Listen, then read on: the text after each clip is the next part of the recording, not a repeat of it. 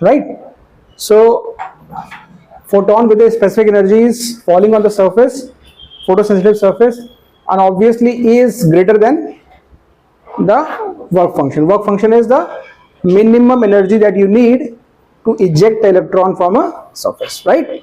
तो जब फोटोन के पास थोड़ी ज्यादा एनर्जी है तो वो इलेक्ट्रॉन को इजेक्ट कर रहा है, और इजेक्ट होने के बाद जो बैलेंस एनर्जी है, balance energy, best case scenario when the entire balance energy is totally given back to electron as a initial kinetic energy, right?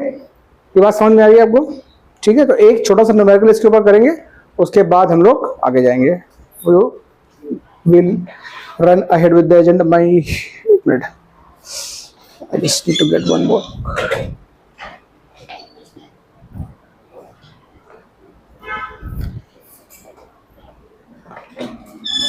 Okay, so ये एक क्वेश्चन अभी करते हैं हम लोग फटाफट, just to get the feel of this equation.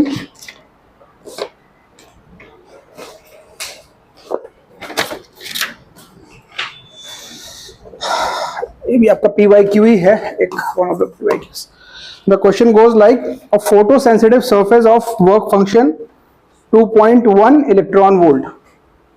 A photosensitive surface of work function is equal to 2.1 electron volt is irradiated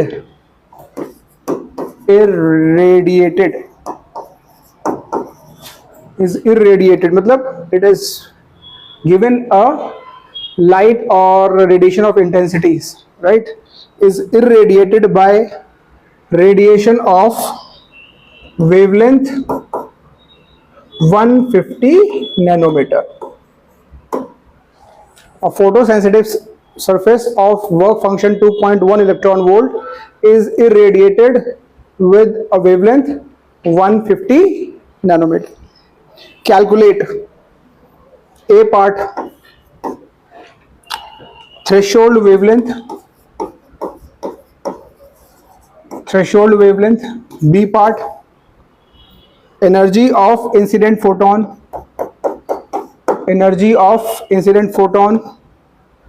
and maximum KE of ejected electrons.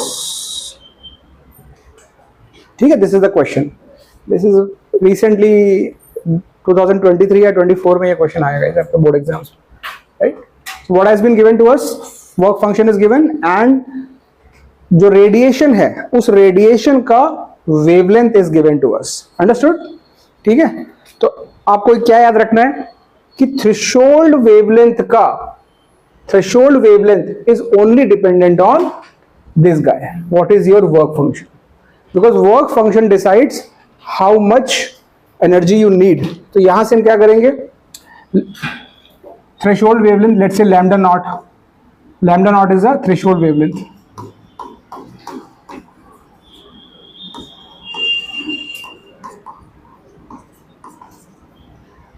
मतलब this is the maximum wavelength for which the ejection will happen. Maximum wavelength या फिर minimum frequency. तो if the wavelength is lambda naught, इसके corresponding energy क्या होगी, hc by lambda naught. And since we are talking about minimum energy मतलब work function, so this should be equal to phi naught. Is this clear to everyone? Right? जब भी हमको threshold wavelength निकालनी है, so we will just work against the work function, because work function क्या है, वो minimum energy चाहिए और ये फोटोन की एनर्जी है, तो इनको इक्वल कर दिया.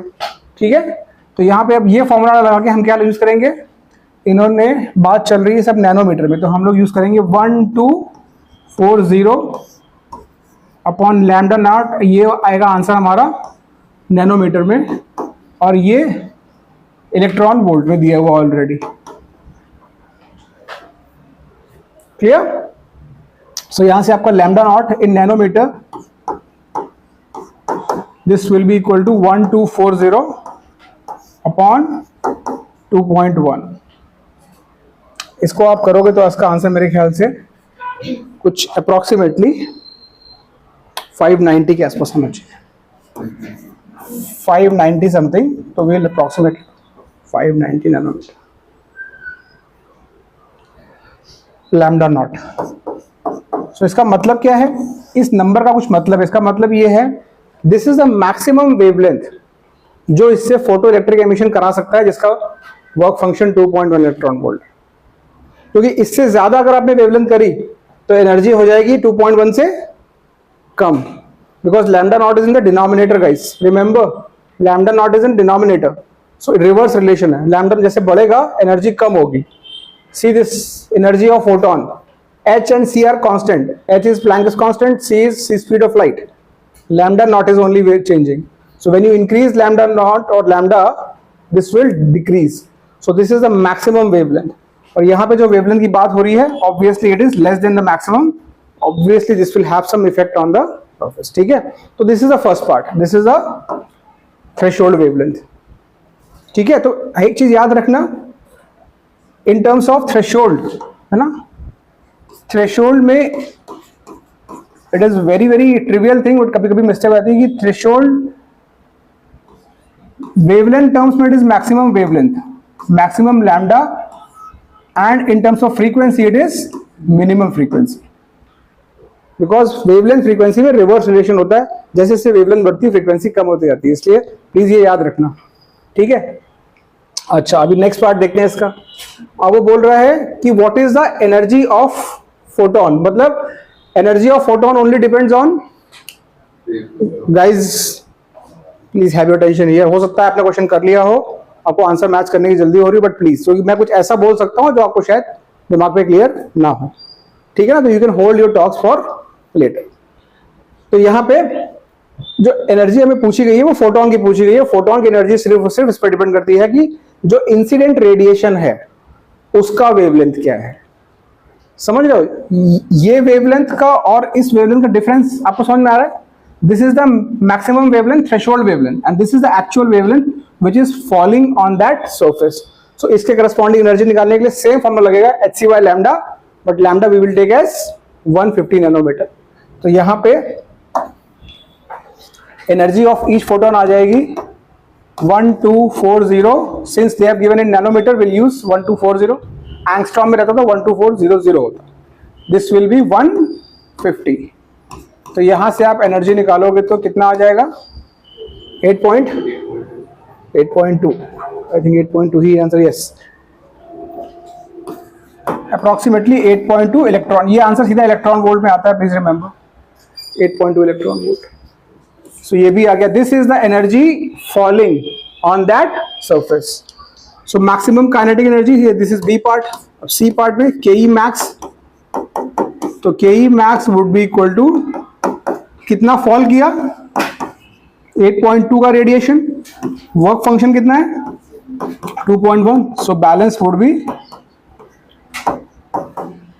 6.1 electron volt would be your maximum kinetic energy, ठीक है। तो इस न्यूमेरिकल से एक बात समझ में आ गई कि बेसिकली मैक्सिमम काइनेटिक एनर्जी का कैलकुलेशन सिर्फ दो चीजों पर डिपेंड करेगा कि what is the falling photons energy, कितना वो लेके आ रहा है और कितना उसको इजेक्ट होने के लिए मिनिमम देना पड़ेगा, दिस इज गॉन। सो उन दोनों का balance is the maximum kinetic energy. Fairly easy to understand, okay. किसी को इसमें कोई भी डाउट है, क्योंकि इस तरह क्वेश्चन एक आपको, और सिर्फ एक ही आएगा, एक क्वेश्चन आपको बोर्ड एग्जाम में डेफिनेटली आएगा, बिकॉज ये क्वेश्चन अपने आप में यूनिक क्वेश्चन है, पूछा जाता है, ज्यादा वैरायटी पॉसिबल नहीं है इसमें। इट्स लाइक मान के चलो कि ये क्वेश्चन आपको ऐसा दिखेगा एक एग्जाम में 2 मार्क्स का, ठीक। अब हम लोग आते हैं अपने नेक्स्ट पार्ट पे, विच इज कॉल्ड एक्सपेरिमेंटल। ये भी बहुत इंपॉर्टेंट पार्ट है, experimental study of photo electric effect.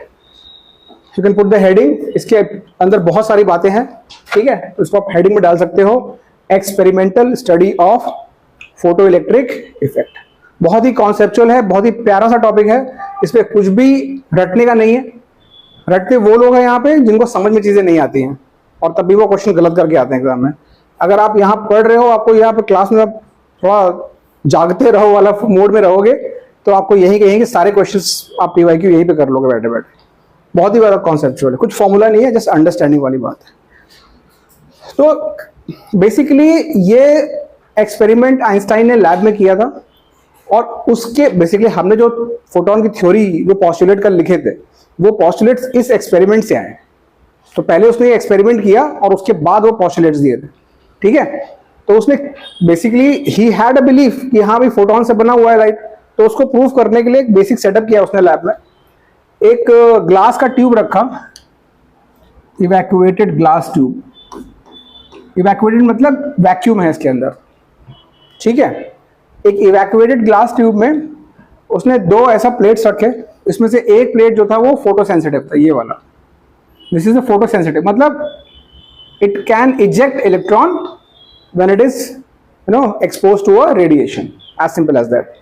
Now then there is another plate, and both these plates are connected to a battery which can give you a variable potential difference. ये जो arrow बना हुआ है इसका मतलब ये है कि एक ऐसी बैटरी है जिसका पोटेंशियल डिफरेंस आप कंट्रोल कर सकते हो, you can control the potential, बढ़ा सकते हो, कम कर सकते हो, और ये जो सोर्स है इसकी इंटेंसिटी भी आप कंट्रोल कर सकते हो with some mechanism.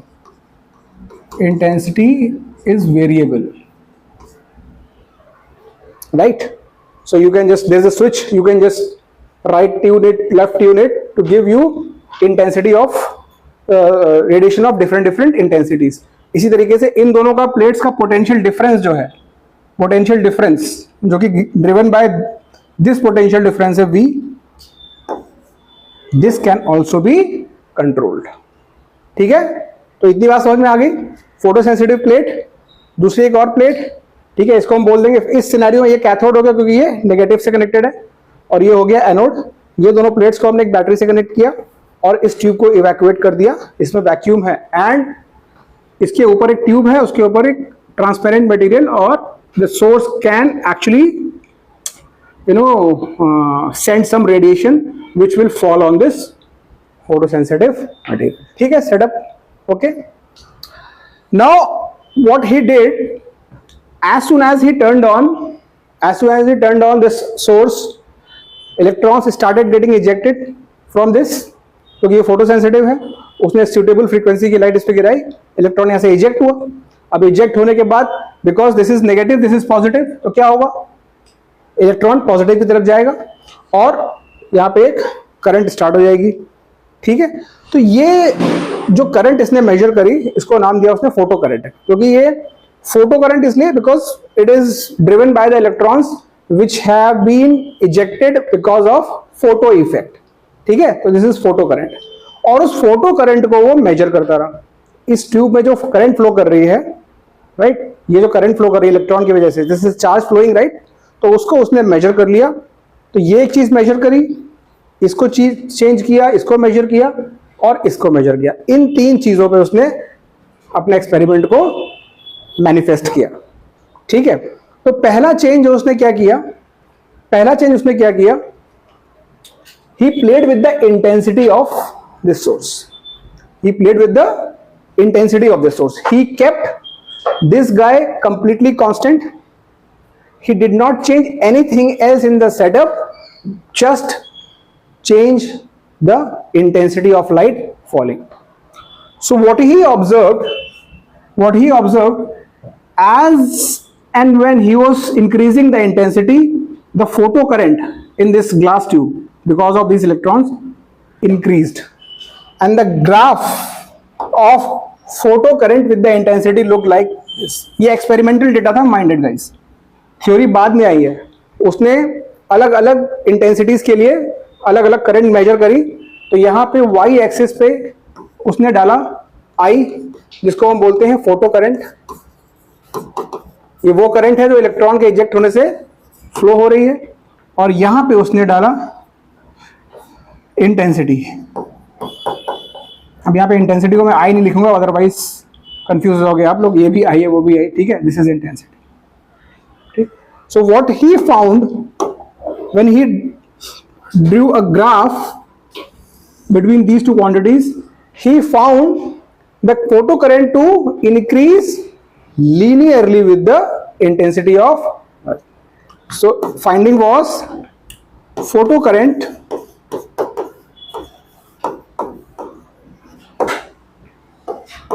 increased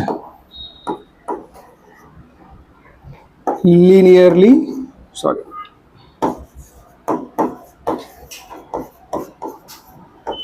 with intensity.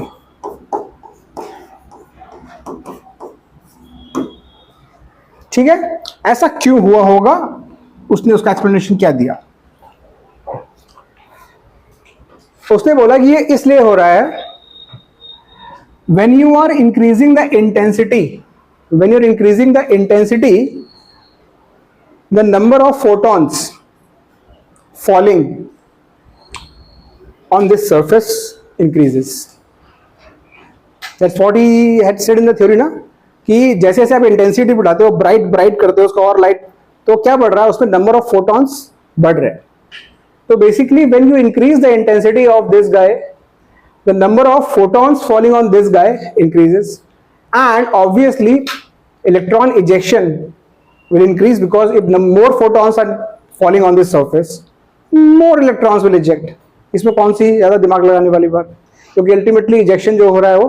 तो अब ये चीज उस टाइम सोचो जब ये सारे फैक्ट एस्टैब्लिश नहीं हुए थे, और जब इसने रिजल्ट दिखाया कि जैसे जैसे मैं इंटेंसिटी बढ़ा रहा हूं ये फोटो करंट मेरी बढ़ रही है। ठीक है, तो कुछ बात उसकी स्टैब्लिश हुई। अभी पूरा जब एक्सपेरिमेंट के डिटेल में बात करेंगे तब आपको फुल पिक्चर क्लियर होगी।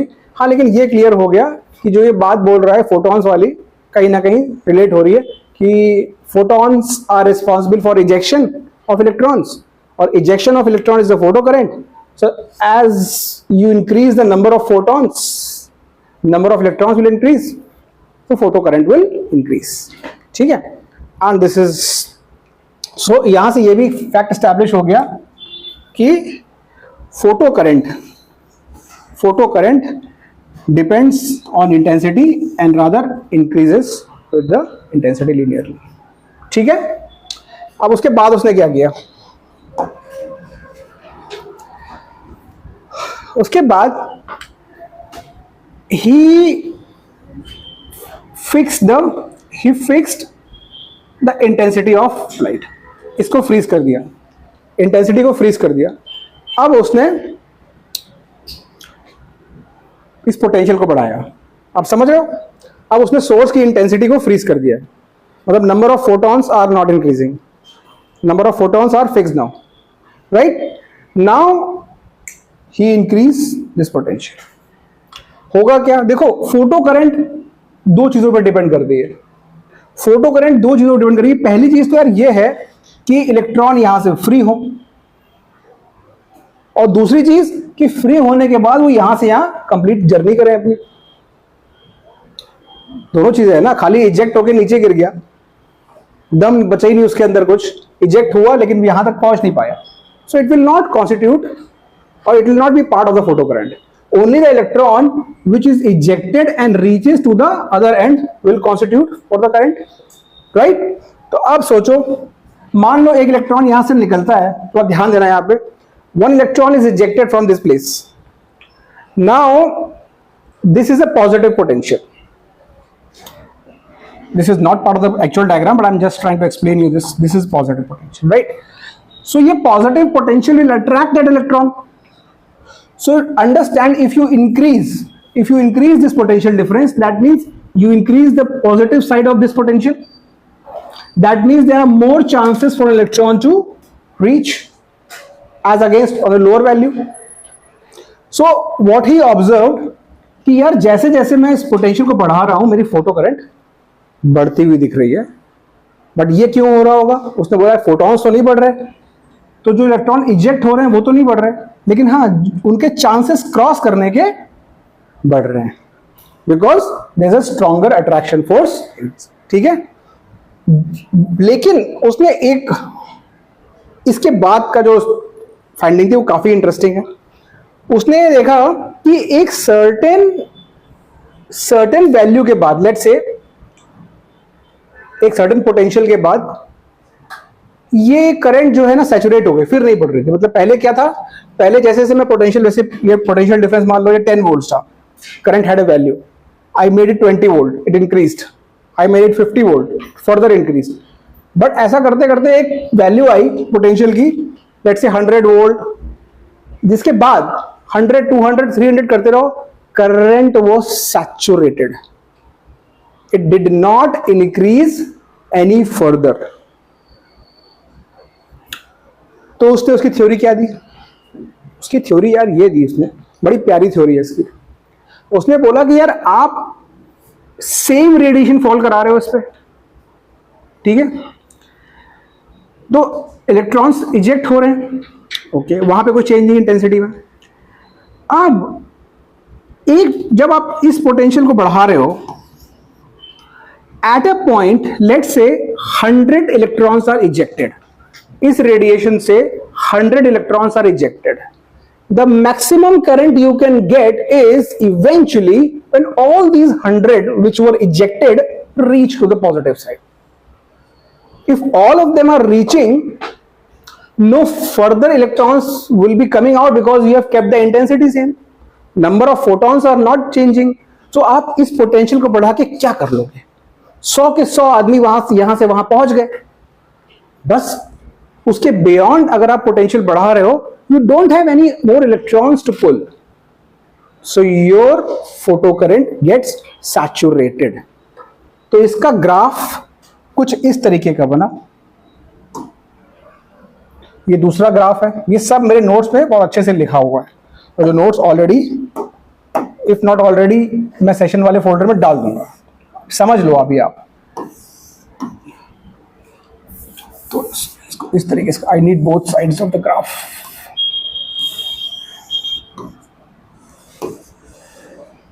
ठीक है, this is photo current again I, which is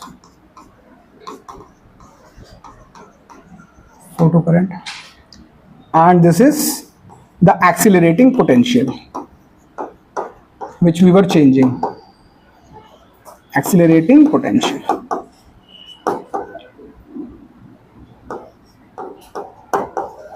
ये ग्राफ किसका बनाया मैंने? एक्सीलरेटिंग पोटेंशियल का और फोटो करंट का. मतलब ये वाला जो पोटेंशियल था डियर, ये इसका और इस फोटो करंट का ग्राफ बन रहा है. The graph looked something like this.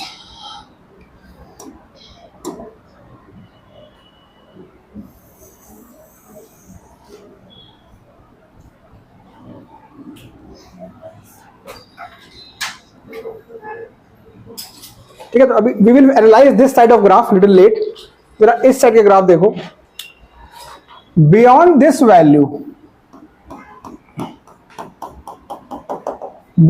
value, of potential, the current is saturated. अभी तक यहां से यहां तक क्या था? As you were increasing the potential difference, current increased initially. More and more electrons were reaching to the other side. But as we said, if all the ejected electrons are now reaching, beyond that, there is no point increasing potential, your current would be saturated. तो इसका उसने नाम दिया, इस current को बोला उसने saturation current.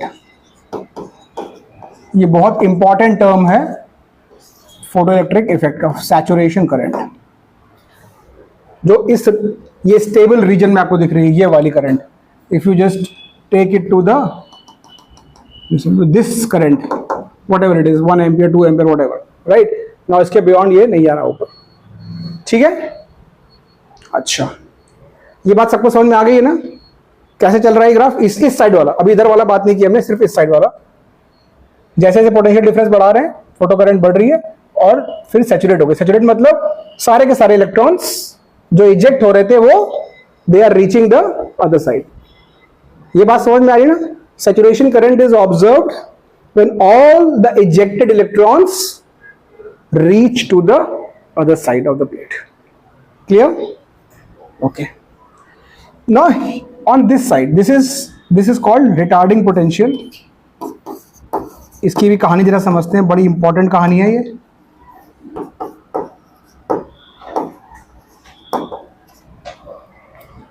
अब इसने क्या किया?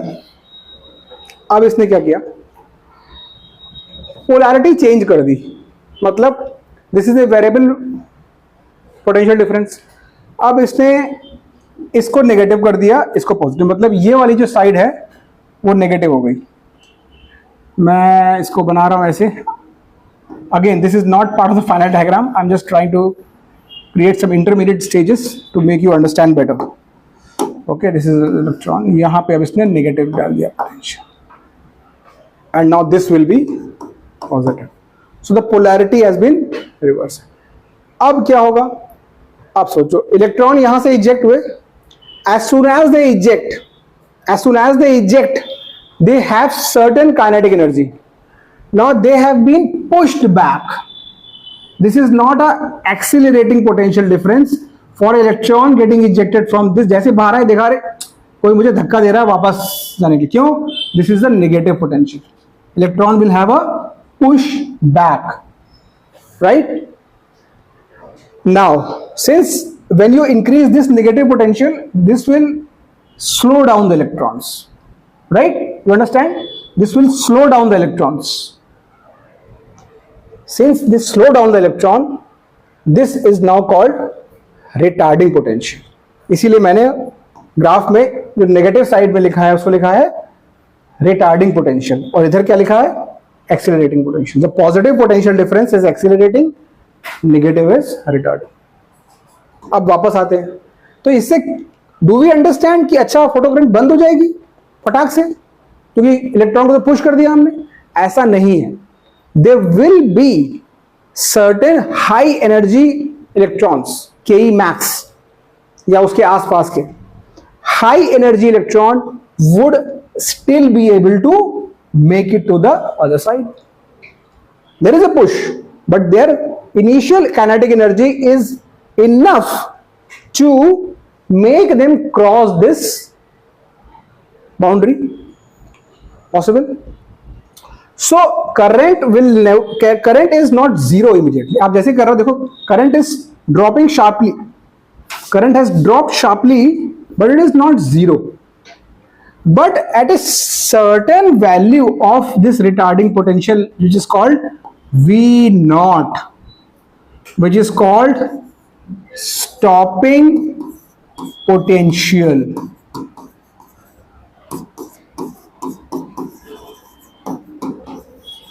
V naught, which is called stopping potential, the current is at this point, current is zero, right? तो उस टाइम क्या हुआ होगा? As per Einstein, वो ये बोल रहा है कि ये वो पोटेंशियल है, दिस इज आपने नेगेटिव करते करते इतना बढ़ा दिया है, you have increase to a level where the electron emitted with the maximum kinetic energy, even that electron is not able to cross. मतलब जो प्रिजन से बाहर निकला बिना किसी डेट के, जिसको आपने पैसे दिए, पूरे पैसे वर्क फंक्शन के बाद उसके पॉकेट में गए, उसको लेने के बाद भी वो क्रॉस नहीं कर पाया, आपने इतना नेगेटिविटी सामने डाल दी, वो क्रॉस नहीं कर पा रहा है। उस रिटार्डिंग पोटेंशियल के बाद जब मैक्सिमम वाला नहीं पहुंच पा रहा है, when the maximum kinetic energy electron is not reaching, what about the others? That means photo current will not be there. Eject करने से थोड़ी ना फायदा है इसको क्रॉस कराने से। So यहां पे what we observe beyond V naught, there is no photo current, and that's the reason this is called stopping potential. Very important term for your learning. Saturation current and stopping potential. Saturation current, stopping potential. अब यहां से अगर आपको ये graph understand हो गया है, एक बार फिर से इसको समझ लेते हैं। On the accelerating side, photo current increases initially because more and more electrons cross the boundary, right? Cross the boundary, but there will be a accelerating potential ka value beyond which if all the electrons are reaching, then there will be no further increase in the photocurrent. because all the ejected electron beyond this point are anyways reaching. So this is called saturation. On the retarding side, when you give it a negative potential, so photocurrent drops sharply and becomes zero at a particular potential, which is called stopping potential. Now, what he did, he changed the intensity now. ठीक है, उसने अब अलग intensity का एक मतलब और कुछ चेंज नहीं किया. ये सेम मटेरियल, सोर्स भी सेम है, मतलब जो वेवलेंथ है, जो फ्रीक्वेंसी है वो सेम है, बट उसकी इंटेंसिटी थोड़ी सी बढ़ाई. और यही वाला ग्राफ, कौन सा ग्राफ प्लॉट किया with a higher intensity, So what is not changed? The frequency of the radiation or the wavelength is same. इसका मतलब क्या हुआ कि he did not change the individual photon का energy. By individual photon का energy is hc by lambda या hf. उसका intensity से कुछ मतलब नहीं है, तो वो सेम है, लेकिन अब वो क्या कर रहा है, इंटेंसिटी बढ़ा रहा है. इसका मतलब नंबर ऑफ फोटॉन्स उसने बढ़ाए और फिर इसको दोबारा प्लॉट किया, तो उसे कुछ ऐसा प्लॉट दिखा जो अब आप लोग समझने की कोशिश करो थोड़ा सा.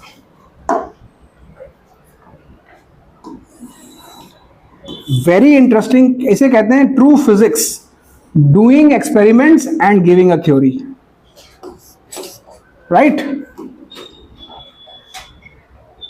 This was the initial graph जो हमने भी प्लॉट किया था. ठीक है, now he increase the intensity. So जब उसने इंटेंसिटी इंक्रीज करी तो उसको ग्राफ कुछ ऐसा मिला यार, ये V0 का पॉइंट बिल्कुल सेम, बट इस बार ग्राफ उसको कुछ इस तरीके का दिखाई दिया.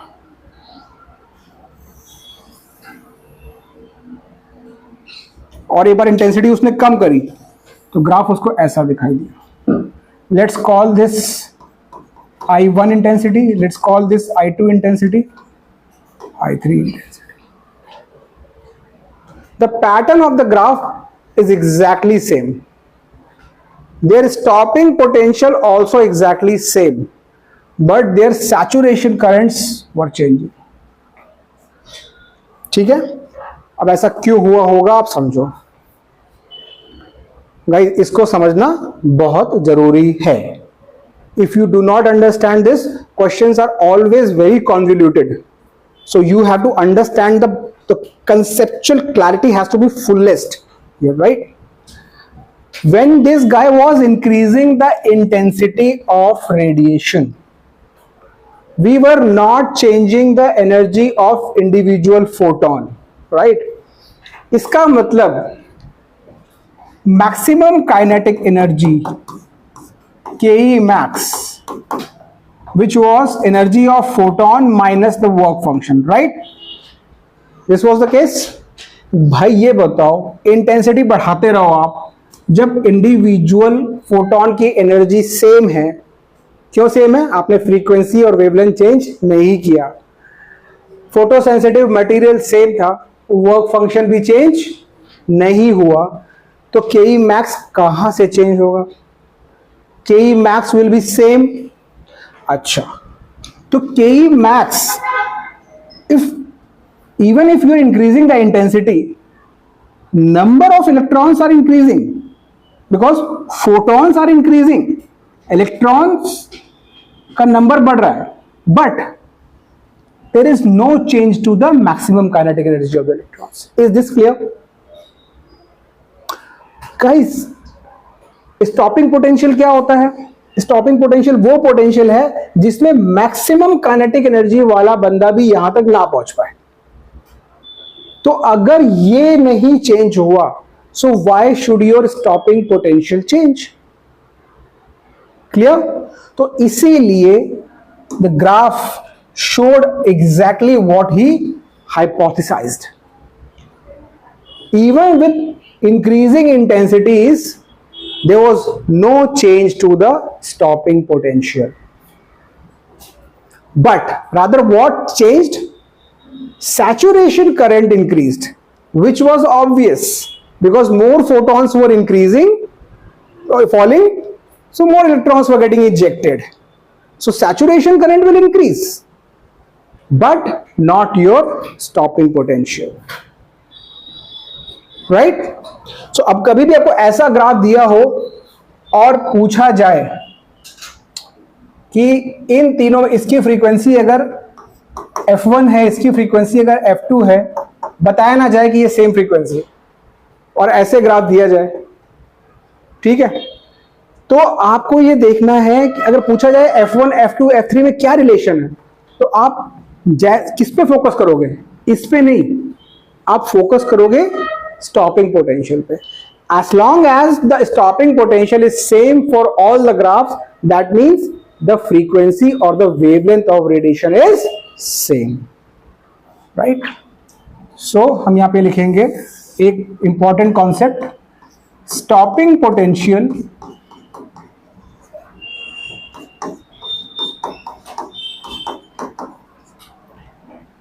only depends on frequency or wavelength of incident radiation.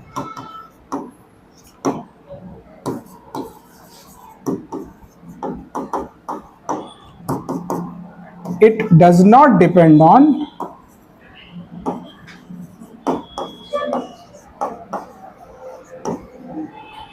intensity of radiation.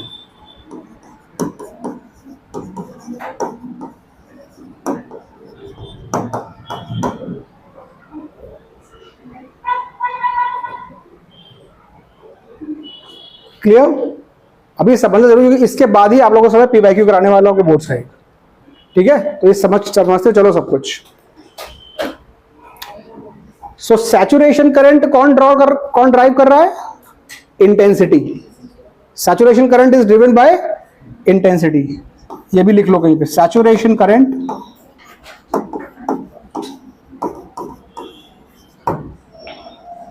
Is driven by intensity और stopping potential is driven by frequency.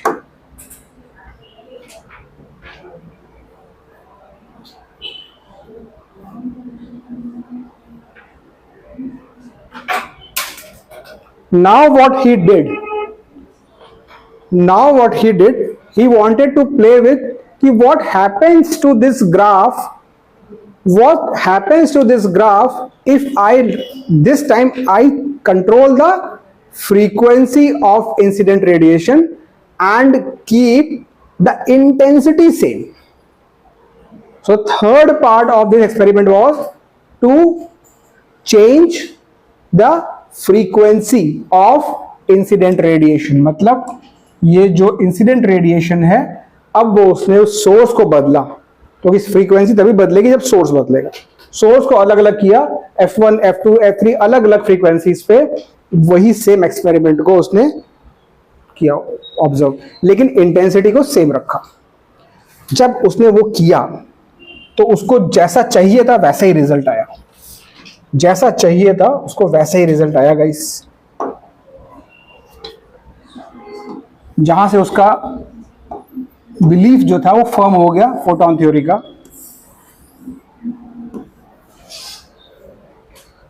This is retarding potential, this is accelerating potential.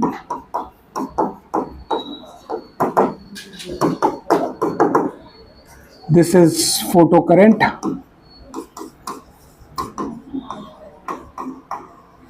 ठीक, उसने एक पहले एक फ्रीक्वेंसी के लिए बनाया है ग्राफ, वो ग्राफ कुछ ऐसा बना, ठीक है. फिर दूसरी फ्रीक्वेंसी के लिए बनाया ग्राफ कुछ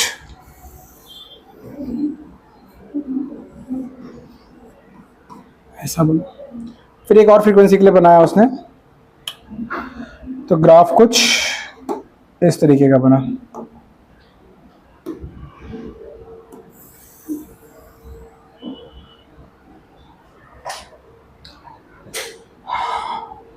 This is saturation current.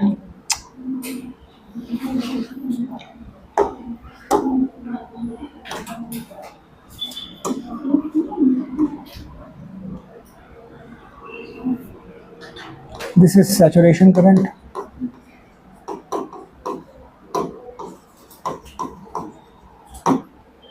This is V naught 1, this is V naught 2, this is V naught 3. अलग अलग तीन stopping potential. This is frequency F3, this is frequency F2, and this is frequency F1. For the three frequencies, he got three different values of stopping potential, but saturation current was same. As you can see here, saturation current was same. Any guesses? क्या हुआ होगा? Intensity is same, the number of photons is same. Yes. Ansh, I could not hear you. Intensity is same, so the number of photons ejected will be same. Same, इसलिए saturation current is same. What about this side? Exactly. Now, if let's say between two frequencies, they are having different frequencies. So now, if we come back to our equation of Ke max, right? Let's focus here. Now this time I am changing this because this guy is H into F. If you change, if you increase or decrease this frequency, this energy will change. ये तो constant है, means this number will change. That means this number will change. If that means if maximum kinetic energy changes, you will have to have different stopping potential to stop the electron. What the stopping potential means? You are able to stop even the maximum energy one.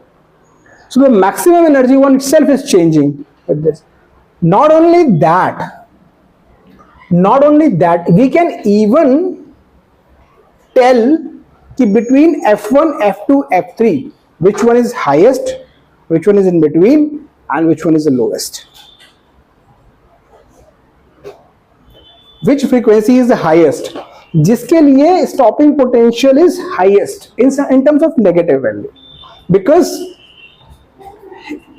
frequency higher, then only Ke max will be higher. If Ke max is higher, you have to give more negative potential to stop.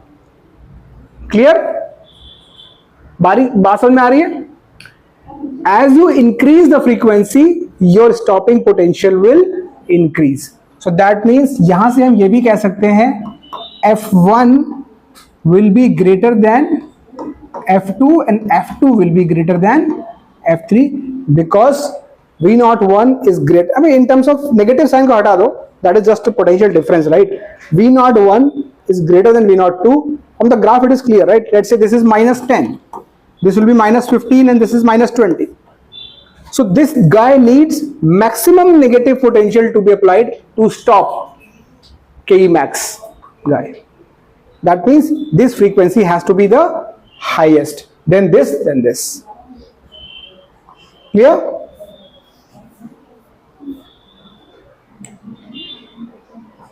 Okay. Basis these experiments, right?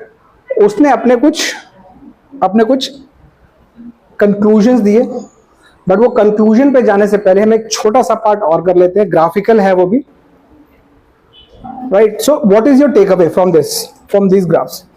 In your exams, you would be given different kind of combinations of these graphs. Okay, let's just do one thing. Let's just do one question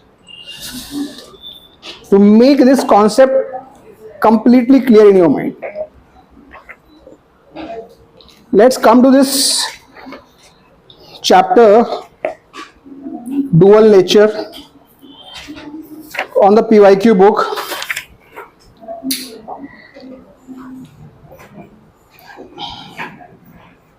Question number 32, guys, on page number 356.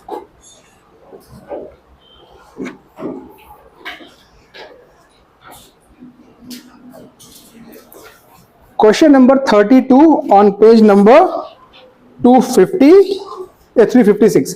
I have taken slightly higher order question because मुझे लग रहा है कि आप लोग इसको connect कर पाओगे, शायद आप लोग इसको कर पाओगे. Maybe I will help you little bit. आप क्वेश्चन पढ़ो पहले से और फिर हम लोग बात करते हैं. Question 32 on page number 356. I hope everyone has this book. I had asked Deepa ma'am to send a message. You guys are not reading the message, even though I have told ये लेके आना है book. अभी कैसे करेंगे यार बताओ? Is there anyone who is sitting side by side having two pairs of books?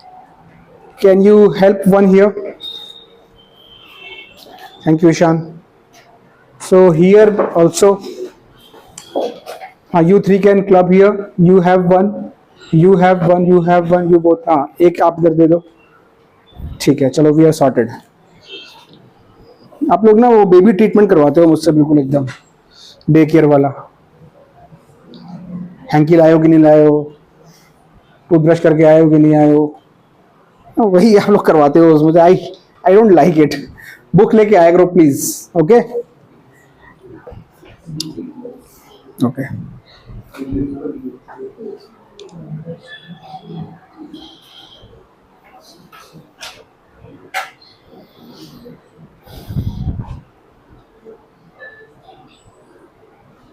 मेरे ख्याल से आप लोग तीनों के आंसर कर सकते हो. हाँ, फर्स्ट वन इज हाँ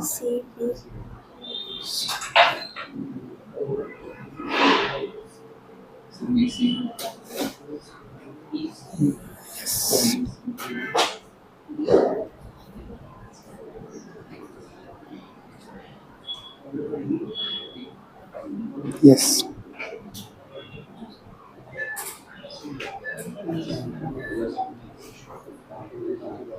E, C and B again, right? Perfect. B, C and B. Bombay, Calcutta, Bombay. Right?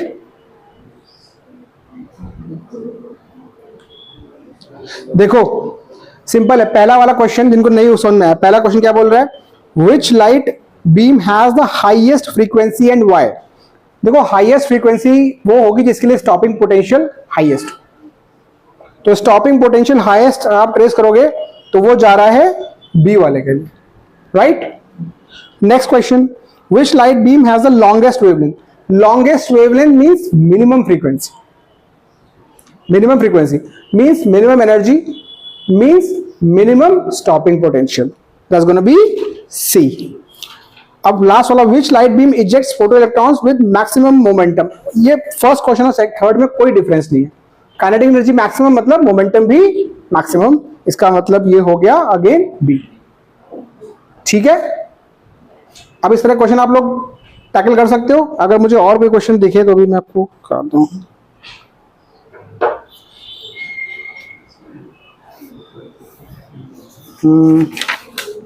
ये देखो question 14 page number 355.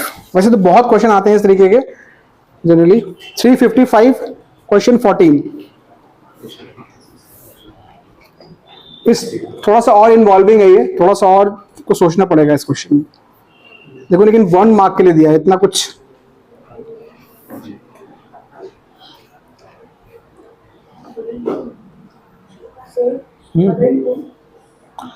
One and two. मैं क्वेश्चन पढ़ लूं, खुद भी नहीं पढ़ा. ओके. Same material.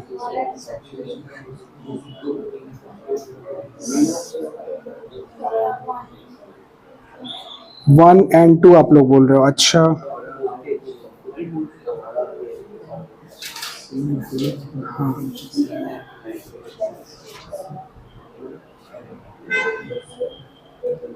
हाँ. It should be 1 and 2.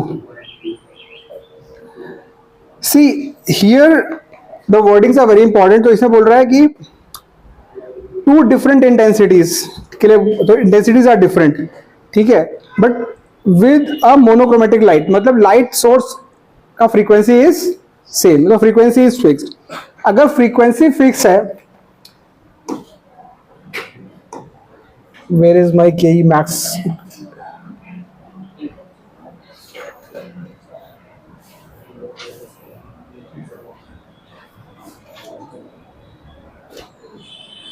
चलो मैं यहाँ पे I just take one guys. हाँ देखो, K E max is equal to E minus phi naught. This guy depends on the material you are having, ठीक है. Now if this guy is fixed, the only way stopping potential which depends on this guy, the only way stopping potential can be different is phi naught has to be different. क्योंकि अगर ये same है, ये क्यों same है? क्योंकि that guy is using same light. Same light मतलब E same, photon का एनर्जी सेम. अगर सेम मटेरियल होगा मतलब phi naught भी सेम होगा, तो stopping potential it should be same.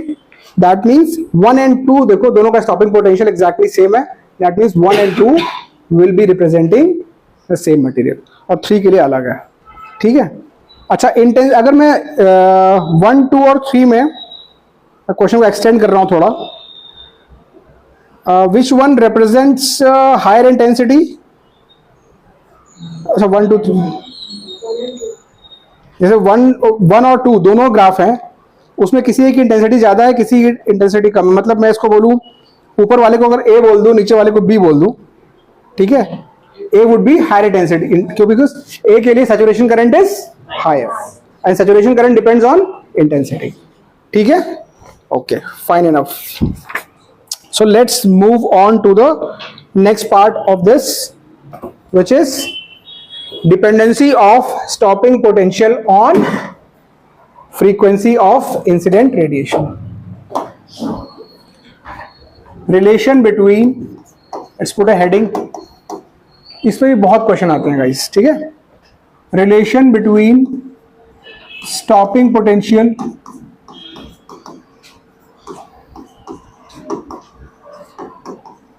मतलब V naught and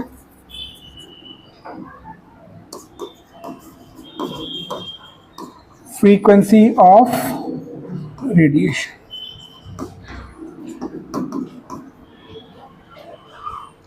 Now what we are intending to do, first let's understand our objective. So guys, objective हमारा ये है कि I have plotted a graph, right? यहाँ पे I can ascertain कि stopping potential is changing with the frequency. Right?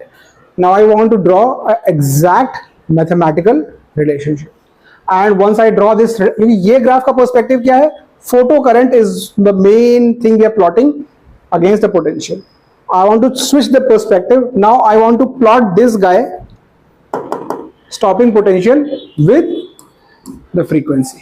So first I need to draw a relation between these two.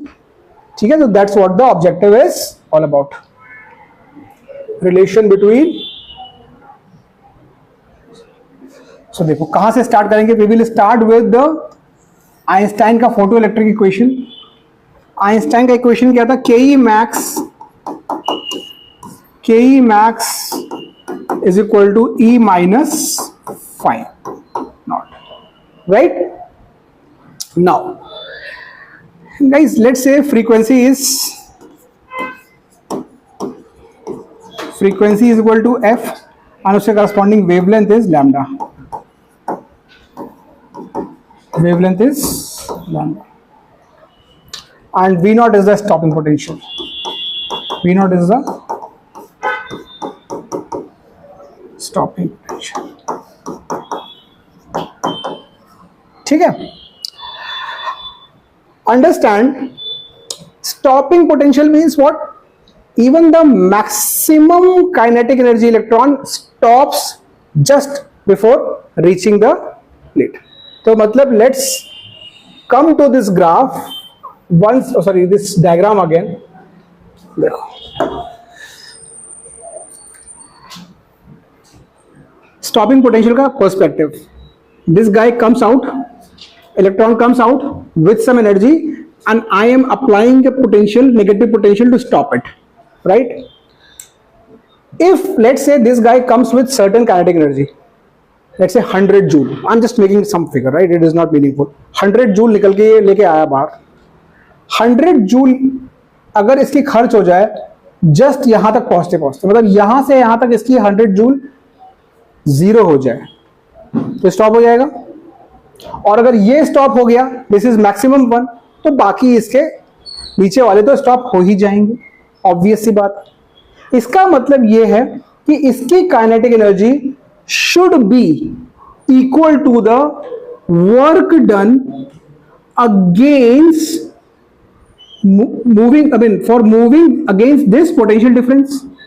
So if one electron जिसका charge E है, एक electron निकला, इसका charge है E, यहां से यहां potential difference V naught, because we are talking about stopping potential, this potential difference is V naught, so work done would be E V naught charge into potential difference, W is equal to QV.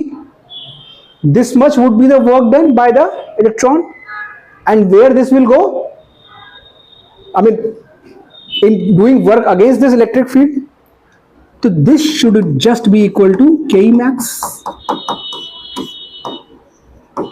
I guess this is pretty straightforward to understand. Maximum से kinetic energy कहाँ खर्च हो गई?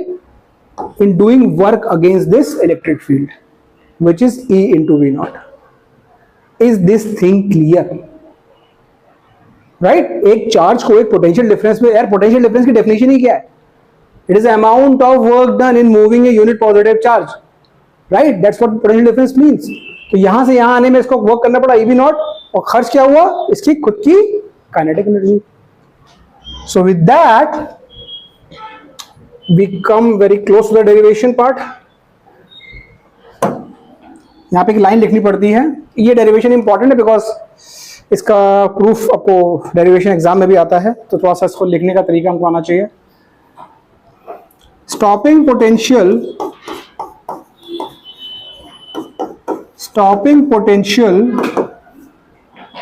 means even the electron with maximum kinetic energy is just stopped,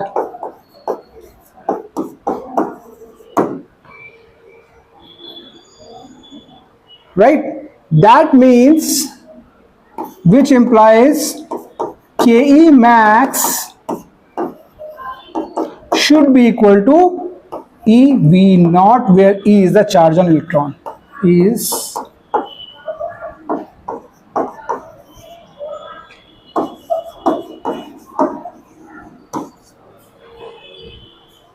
clear?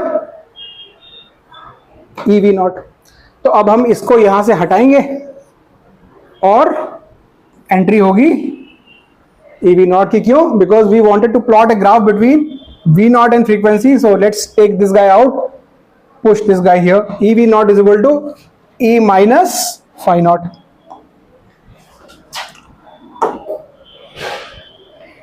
EV naught is equal to E minus phi naught. अभी हम E को लिख सकते हैं H इंटू F, और phi नॉट को भी हम कुछ लिख सकते हैं. चलो phi नॉट को हम बाद में लिखेंगे, ठीक है, one step at time. E इज इक्वल टू HF. तो यहां से हो जाएगा EV naught is equal to HF minus phi naught. That means V naught is equal to H by E times F minus phi naught by E. This is the relation between incident frequency and stopping potential. Incident frequency and stopping. We can clearly see when you increase F, V naught will increase. Now pay attention here guys, ये सब मेरे notes में लिखा हुआ है, please understand this guy, this has lot many questions included. If I call this quantity y, h upon e, constant over a constant, another constant, can I call it some constant m? This is the main variable against which I am plotting this. Let's call it x. Phi naught only depends on the material you're using. Work function, जिस material का है उसका है. This is a property of a material. So this is a constant. This is also a constant. So this graph becomes y is equal to mx plus c. Is it or not? Y is equal to mx plus c. This guy is what? Is a straight line with a negative y intercept. With a negative y intercept, because work function cannot be negative for sure, right? ये charge of electron negative वो नहीं, this is the value of charge, right? This guy is totally a negative thing. Means if I plot this graph, this guy is gonna look something like this: negative y intercept, and then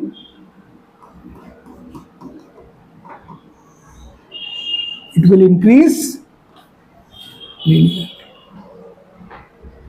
This is frequency, this is V naught, stopping potential.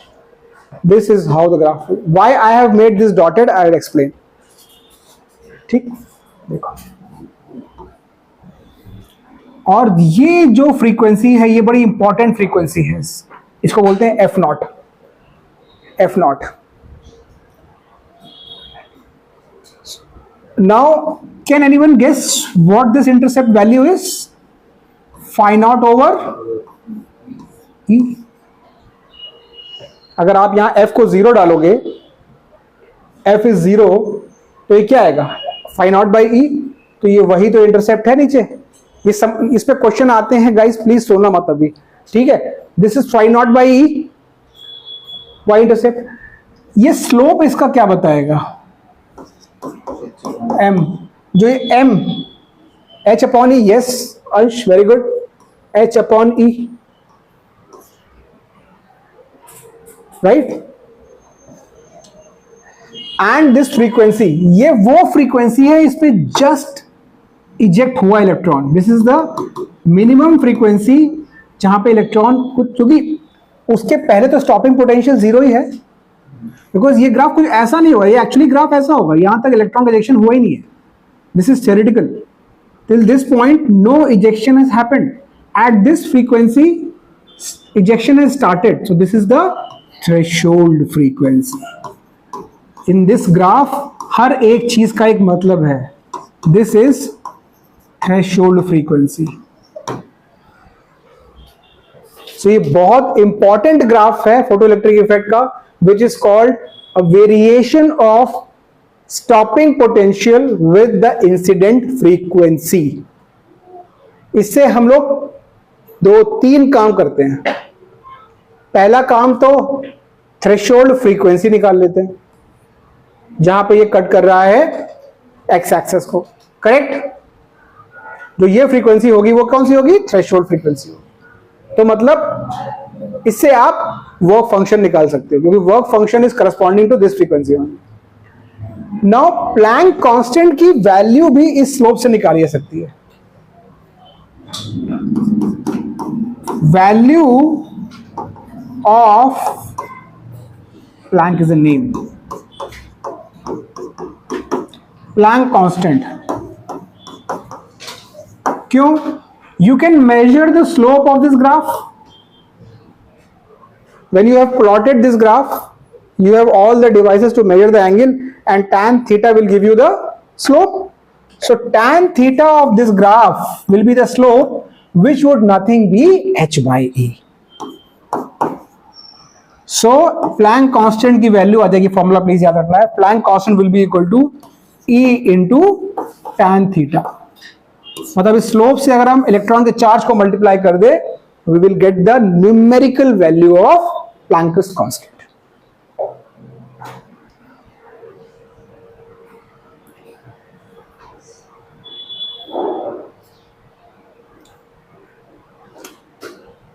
Value of Planck constant.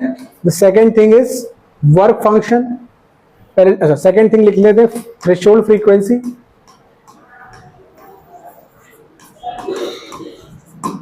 Threshold frequency, और third thing is work function. ये तीनों चीजें हम इससे निकाल सकते हैं, F naught and phi not.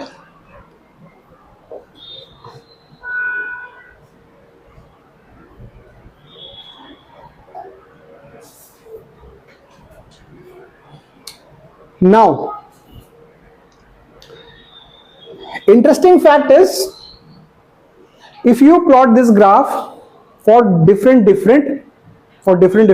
materials, मतलब वो फोटो सेंसिटिव मटेरियल अलग अलग हो गए, मतलब क्या, फाई नॉट अलग हो. फाई नॉट अलग होने से इस स्लोप की सेहत पे कुछ फर्क पड़ने वाला है, H/E. इसका मतलब यह है कि अगर इस ग्राफ को बनाया जाए फॉर डिफरेंट मटेरियल्स, तो ये ग्राफ डियर कुछ ऐसा दिखाई देगा. Only change will be the threshold frequencies.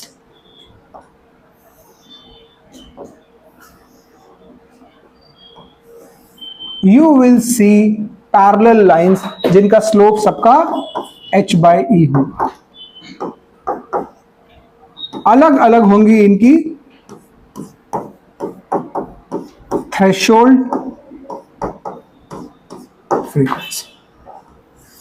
Different y intercept,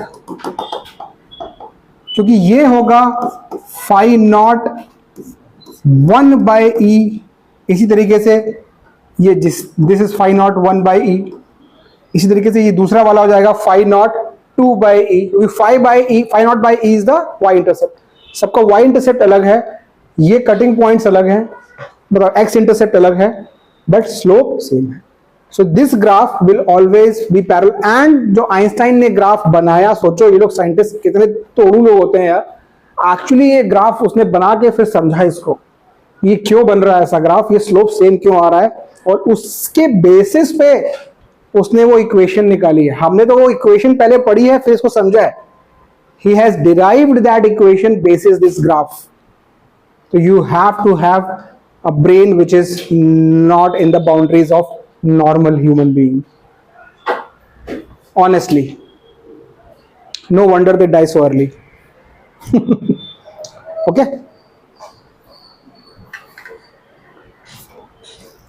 So experimentally उसने ग्राफ बनाए और देखा कि ये एक्चुअली पैरेलल लाइंस ही आते हैं, स्ट्रेट लाइंस आते हैं, और जो उसके इससे क्लियर हो रहा है इक्वेशन से, y is equal to mx plus c. इस ग्राफ का यूज करके हम लोग प्लैंक कांस्टेंट की वैल्यू निकालते हैं, वर्क फंक्शन निकालते हैं, और थ्रेशोल्ड फ्रीक्वेंसी भी निकालते हैं. ठीक है. अब आप लोग एक क्वेश्चन हम लोग देखते हैं, इजी क्वेश्चन, एंड देन इसका थोड़ा सा पार्ट जो थ्योरी का बचा है, वेव नेचर ऑफ मैटर, हम लोग कल करेंगे. मैंने आप लोग को इतना कंसेप्चुअल क्लैरिटी इसमें दे दिया है कि अब आपको सिर्फ एक बार इसको डाइजेस्ट करने की जरूरत है, और इस चैप्टर पे कुछ बचेगा नहीं आपके करने के लिए.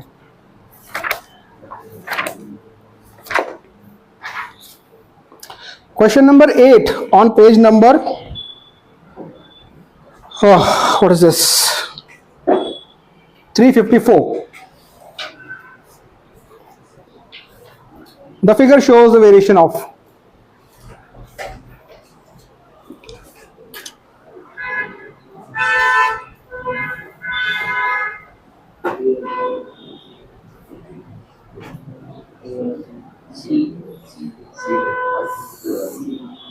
phi 3 is greater than phi 2, right?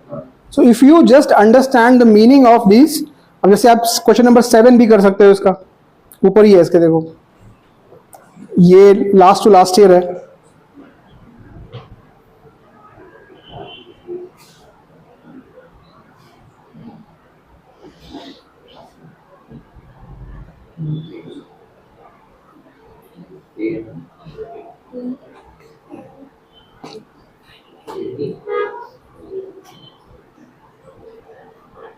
Will be maximum, kinetic energy maximum उसके लिए इसका वर्क फंक्शन मिनिमम होगा, क्योंकि वही अमाउंट आप दे के बाहर निकलते हो, तो वर्क फंक्शन जिसका मिनिमम होगा, वर्क फंक्शन मिनिमम उसका होगा जिसका y इंटरसेप्ट मिनिमम हो, and you can see the y intercept will be minimum for a।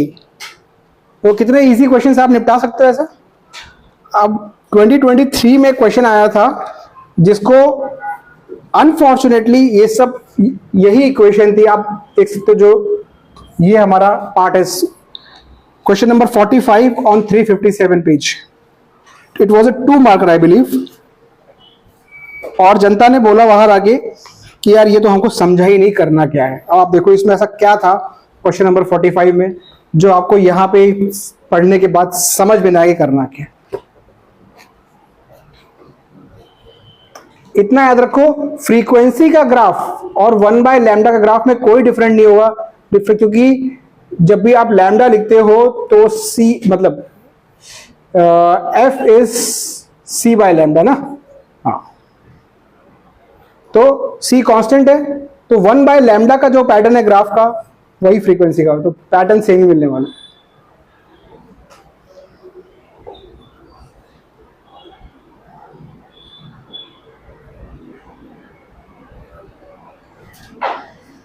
Easy है, tan थीटा के टर्म में आंसर देना, क्योंकि थीटा इज, अब यहाँ पे थीटा एंगल दिया है उन्होंने, so theta becomes known quantity for you, so your answer will be in terms of tan theta, that's it. Basic little bit maths और जॉब डन, ठीक है। ऐसे आप देख सकते हो question number 26, question number 41, question number 47, all these questions are very much pertaining to the same concept that we have learned. The point here I want to make is that this chapter is easy, 2, 3, 4 marks it will carry, but considering the amount of study you do in electrostat to secure 2 marks, uske comparison mein this is high weightage. Understand the point, the amount of effort and the formulas you have to learn in other chapters, magnetism, as compared to this is very rewarding and very less effort taking chapter. But the sad story is, because it is in the last, generally people ignore this chapter and lose these easy marks. So you guys should not do it. Okay, so tomorrow we will finish this chapter. Last part बचा है इसका, wave nature of matter, de Broglie wavelength, that is easy, formula centric, ठीक है, and so we will spend rest of the time in doing questions of this part.